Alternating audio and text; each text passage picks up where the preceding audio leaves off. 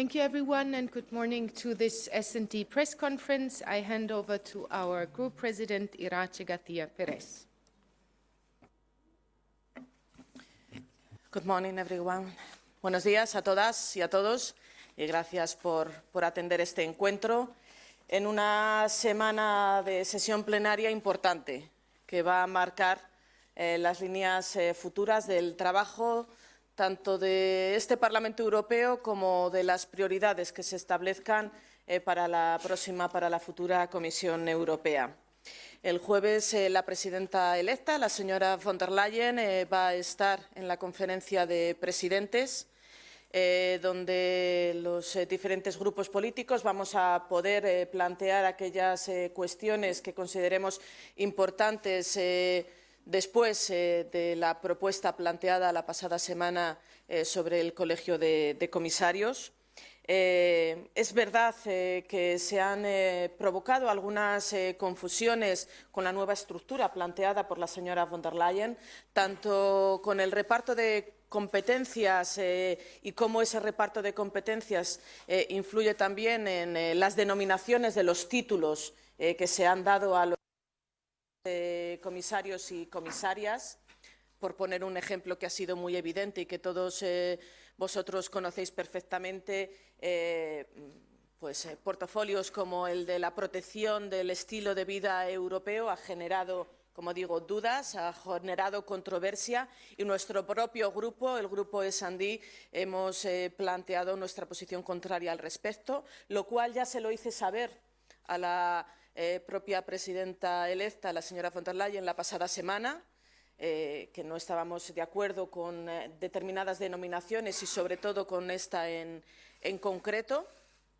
Y como digo, vamos a seguir manteniendo nuestra misma posición y nuestra presión al respecto con respecto a esta responsabilidad en concreto. Hubo un efecto evidente con respecto a esta posición contraria y es que durante el fin de semana en distintos medios de comunicación ha aparecido un artículo de la propia presidenta electa dando una explicación de lo que ella entiende por way of life, ¿no? Por estilo de vida europeo, algo que nosotros compartimos, evidentemente. El problema no es el concepto que cada uno de nosotros tenga independiente sobre el estilo de vida europeo, sino la denominación de protección de estilo de vida europeo con la cuestión relativa a la inmigración. No es una interpretación exclusiva de nuestro grupo político, ha habido muchos otros que han considerado que no es acertado y, por lo tanto, insisto, nosotros vamos a seguir planteando nuestra misma posición contraria al respecto. Y, además, también aprovecharemos la conferencia de presidentes para que se definan aquellas dudas que podamos tener con respecto a algunas competencias de algunos comisarios y comisarias tal y como ya planteamos la pasada semana, nuestro grupo político va a preparar bien lo que es todo el proceso de hearings de los comisarios y comisarias. Vamos a hacer una buena organización de nuestro trabajo porque queremos aprovechar ese proceso de audición de los comisarios y comisarias también para arrancar compromisos políticos, que para nosotros es todavía más importante que los nombres. Queremos saber si por parte de los candidatos a comisarios y comisarias hay una asunción de compromisos con respecto a las prioridades que nuestra familia política ha establecido en materia de lucha contra el cambio climático, en materia de protección de los derechos de los trabajadores, en materia económica, como puede ser la reforma del semestre europeo, incorporando condiciones sociales, laborales y medioambientales, en materia de igualdad de género, en todas aquellas cuestiones que para nosotros son fundamentales, que ya le planteamos a la señora von der Leyen el pleno en el que pudimos tener la oportunidad de conocer su posición al respecto. Ella, es verdad que ha incorporado muchas de nuestras peticiones y reivindicaciones en sus guidelines y ahora estamos en una nueva etapa y queremos ver que eso se corresponde con los compromisos que adquieren los candidatos a comisarios y comisarias. Por lo tanto, como digo, a lo largo de esta semana y de la próxima vamos a preparar bien dentro de nuestro grupo el proceso.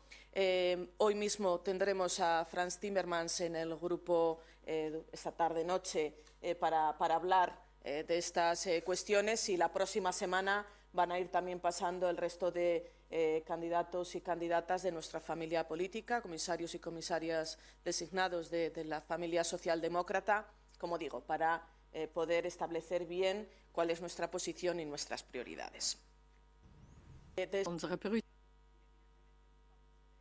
Now, that will, of course, dominate our workload over the coming week and weeks indeed, but there are a number of other points I would like to raise. We have the vote on the appointment of Christine Lagarde as President of the European Central Bank.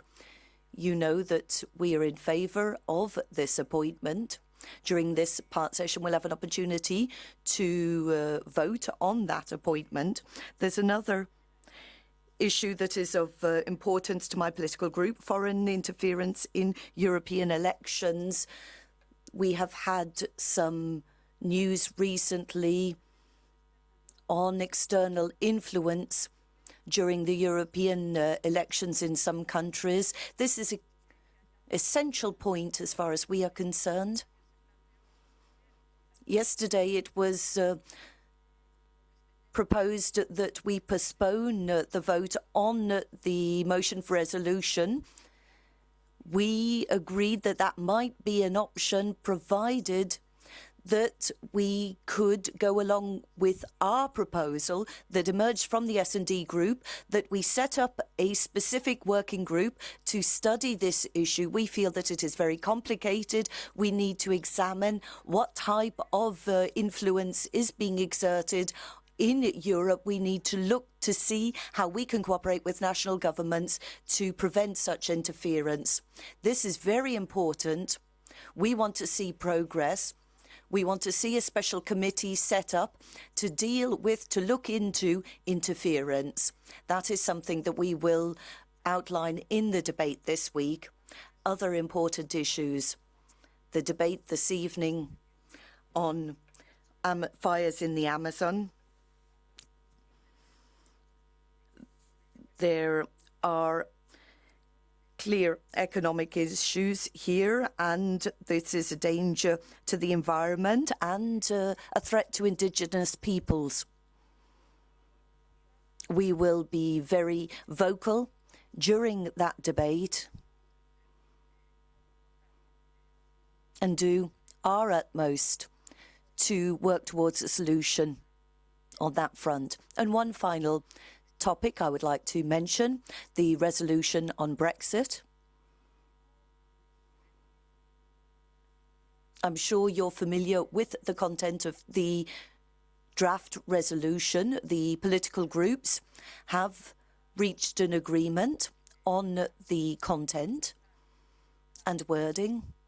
We are trying to set out clearly the position of this House. We are concerned about the fact that we may have a no-deal Brexit on the 31st of October. We believe that efforts should be deployed to prevent this because it would be harmful for all involved, for the UK, for Europe, for economic stakeholders, business interests, workers. Across the board, this would be harmful. So we have outlined our concerns.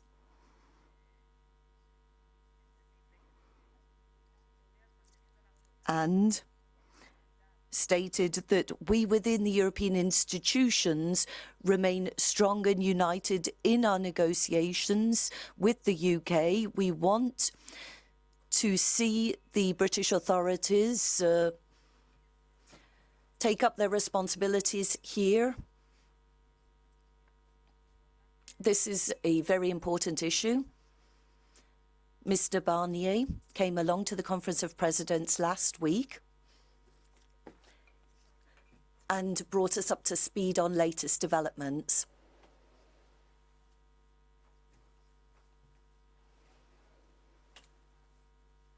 So,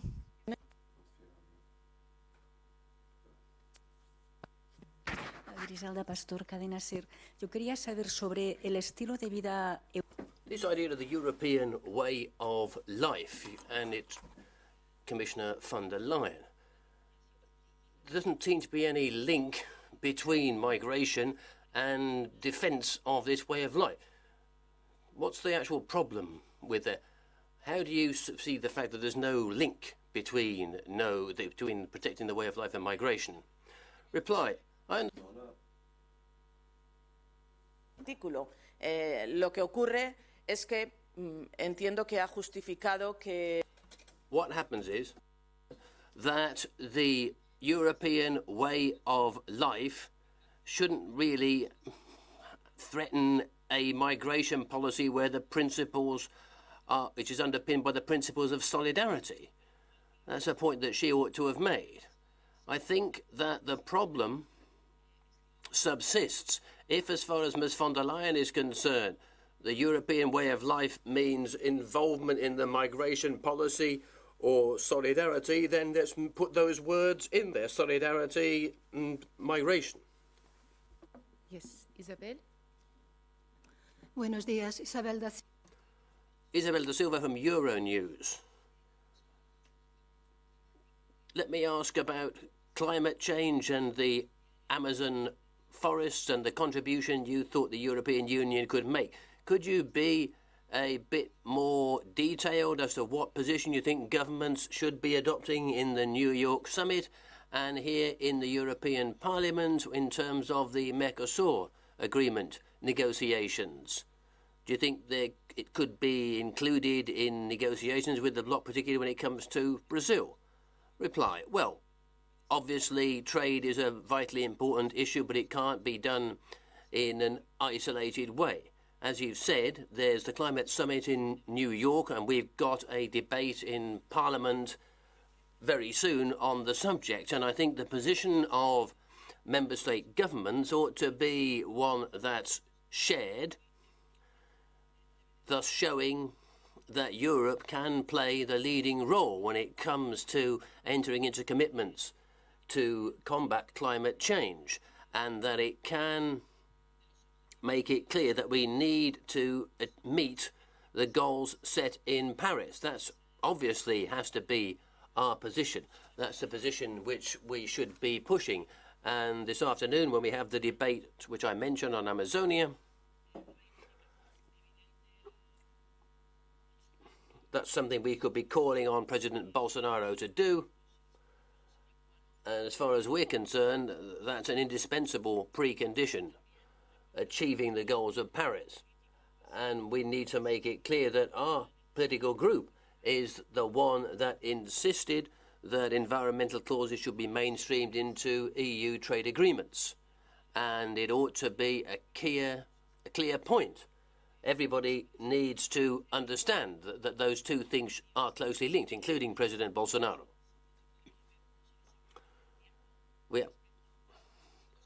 We'll have to see what happens with future trade agreements, and don't forget Parliament's approval of them is crucially important. But what we need to make certain people understand now is that there's an emergency situation in Amazonia. The repercussions could be enormous, and we need to bear it in mind when we strike trade agreements. And we should be including the Paris goals in those. Max, please. Yes, thank you, Ms. García Perez. The European Parliament always formulates very clear requests to the British government what they should do with Brexit.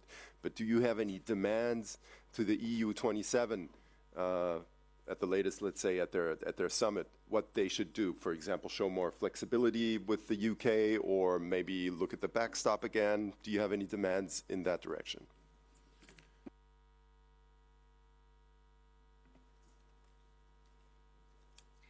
Mantener la fortaleza. Keep the EU 27 together in the negotiations and share with them the concerns about a possible no deal. Staying together is vitally important for us. The 27 need to understand that in the agreement which they reached does reflect all our concerns, and these are all things which can't be traded away. The citizens' rights and clear things like the backstop. That can't be a bargaining chip when it comes to these talks. So our position hasn't changed as far as the content of the agreement already adopted by the 27 is concerned. Please. Buongiorno, sono Salvatore Lusso dell'ANSA. I'm Salvatore Lusso from Lanza. Would you tell me something about Matteo Renzi's comments about a split in his party? It's one of the biggest socialist parties in Europe and a big delegation in your own group. Sí, gracias, Salvador. Thank you, Salvador. Before mentioning Mr.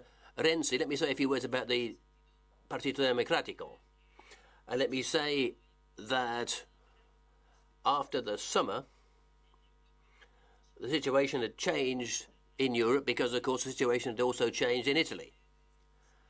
And I think that having brought about a change in government in Italy through defending the European project is good news for Italy and good news for Europe. So I'd like publicly to pay tribute. I've done it before. I had the chance of doing so with Democratic Party friends, but I'd like to express publicly the gratitude of the European Socialist family and my group for the very responsible actions of the Democratic Party in Italy, who put the interests of the country above their own party interests. Italy needed a new government, a government which needed to change, to move in a more pro-European direction because of the challenges which Italy and Europe faced. So I'd like to thank that party publicly. Obviously, the departure of Mr. Renzi, as far as our political family is concerned, every time, of course, there's a split and an important member leaves the political family, is bad news. It's not something that we like. It causes us sadness and distress, but I want to make it clear that the important thing at the moment is stability in the Italian government, and that is not in jeopardy. And we also need to look at what the practical repercussions will be as far as the daily life of our group are concerned. It's too early to guess as to what might happen, but the initial information that we're getting from the Italian Democratic Party delegation are predicting that there won't be big changes in the Italian delegation, therefore there won't be big change in the group. Thank you. Yes, go ahead. Gracias. Sí, yo quería preguntarle por... Griselda, I think, partly asked this question.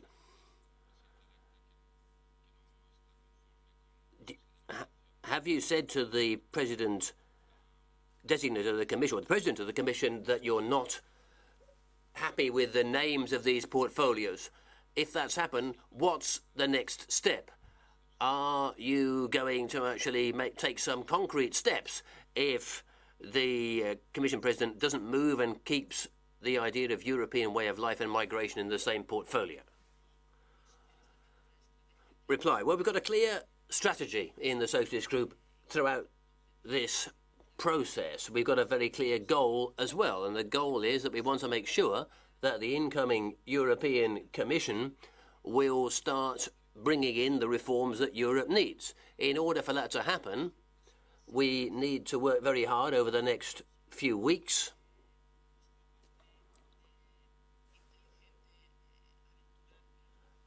so it wouldn't be sensible for me to start predicting what's going to happen or uttering threats, but our position is very clear. We are expecting changes as far as this specific issue is concerned. And, well, let's see whether we are going to be able to bring those changes about. As to what might happen in the next few weeks, we'll have to wait and see. But as far as we are concerned, the important thing is at the end of this process that we will have a European Commission which will bring about the reforms that Europe needs and that European citizens need if they're going to keep confidence and trust in the European project? Last question. Thank you. Good morning. Tobias Kaiser, Die Welt. You talked about von der Leyen's proposed commissioners and how they, how you feel it's important that they represent the topics that are important to you. What about the personal integrity of these persons? You know, there's accusations of corruption. There have been accusations that have been stopped. There have been new things over the weekend. What role will that play in the hearings?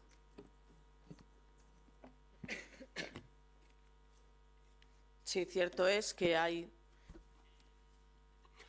Well, there are pieces of information about certain commissioners which could be worrying, and my group is going to be tough when it comes to obeying the law and meeting certain standards. But of course, we also have to respect the presumption of innocence. And that means that all the candidates for commissioner will be able to take part in the hearings. They'll be asked to explain themselves on certain issues, not just explain themselves, but also they can supply us with information and background that we might need. And if there are any doubts on any of these things, it's up to the Legal Affairs Committee to rule as to whether the situation of a given candidate is in line with the requirements of being a member of the European Commission. So that's what the hearings are for. That's so we can take stock of all the information that we have, and we need, of course, to check in to the information that is given to us. We need to see whether it's accurate. We can ask for more information, and then we can discuss it with the commissioners designate, and then after that we can take a decision. All of you a good week. Merci.